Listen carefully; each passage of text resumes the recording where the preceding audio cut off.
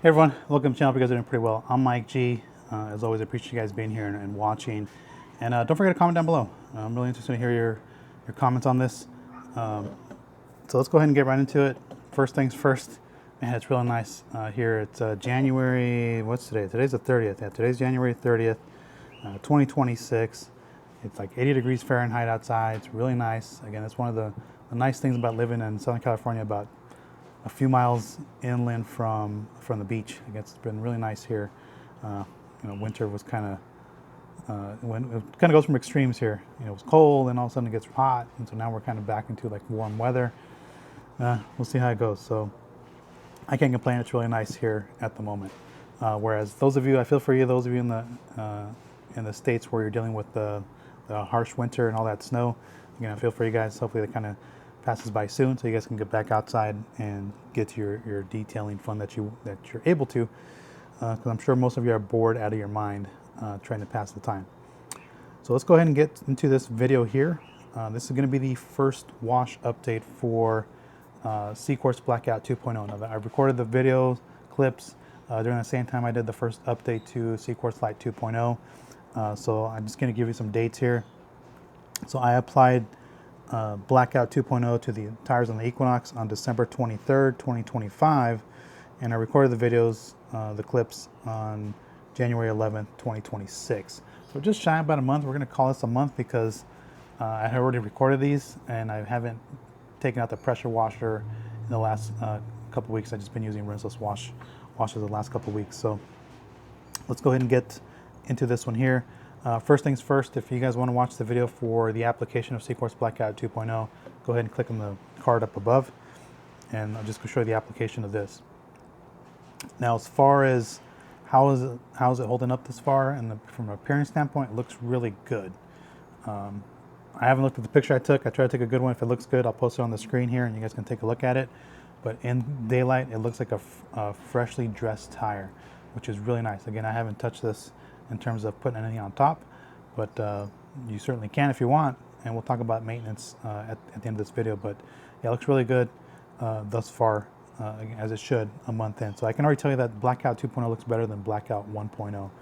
So let's go ahead and get into how I cleaned the tires here. So the first thing I did is I pre-rinsed the tire, as you can see here. And just by pre-rinsing, you can see how hydrophobic this tire coating is. Just really hydrophobic. And that's one of the beauties of this product here, is this is going to make your cleaning much easier. And I forgot to mention this here. This is actually designed to be applied to tires, rubber, and plastic.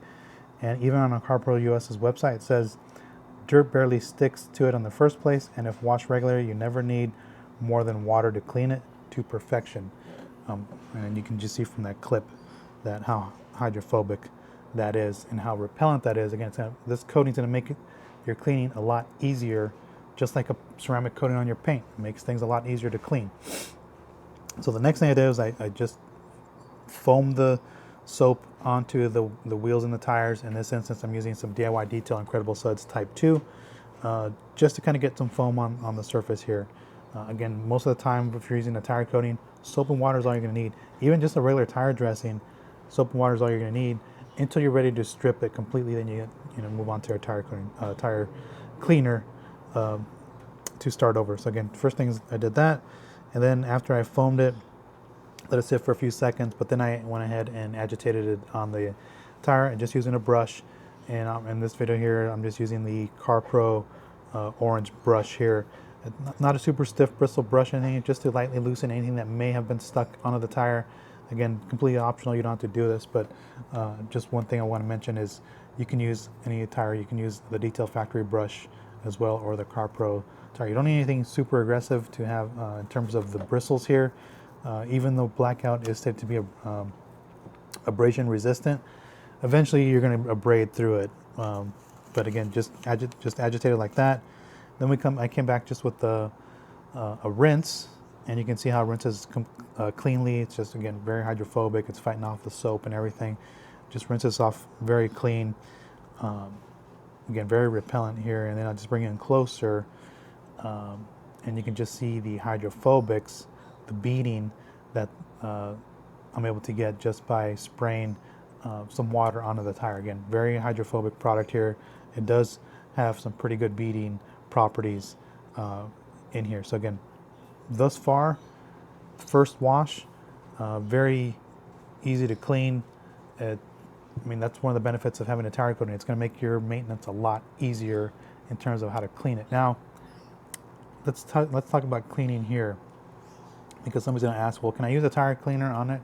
You absolutely can. So if you wanted to use, say, something like Armored Supply's tire cleaner or your tire cleaner of choice, you can just use this at the RTU.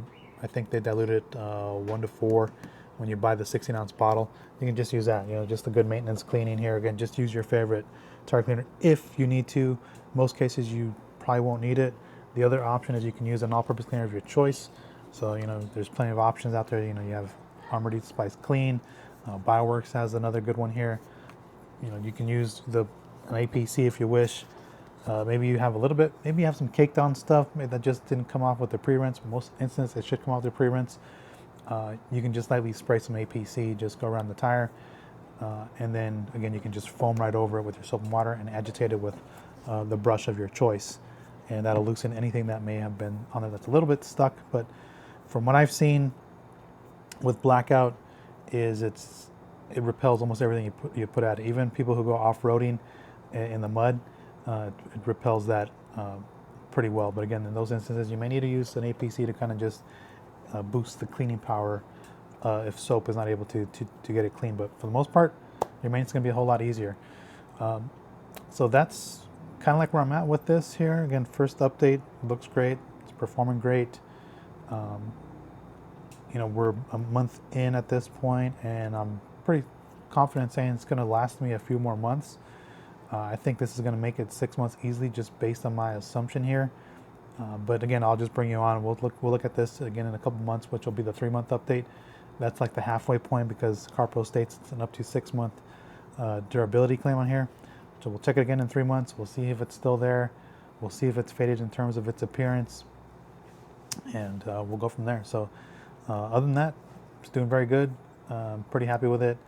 And again, we'll see how it is long term. Now, in terms of maintenance, as I mentioned, so again, your cleaning is going to be easy. But say maybe you used it, maybe it's taken a hit, and you want to kind of boost the shine or the gloss of your tires. You can just stick with your cleaning regimen, and then if you want, you can just top it off. So if you want to stay on the CarPro family, you can use CarPro Pearl. Like I have this in my bottle of diluted 1:1. Like I could top it right now after the next wash with Pearl 1:1 if I wanted to, just kind of add a little bit more gloss to the tire.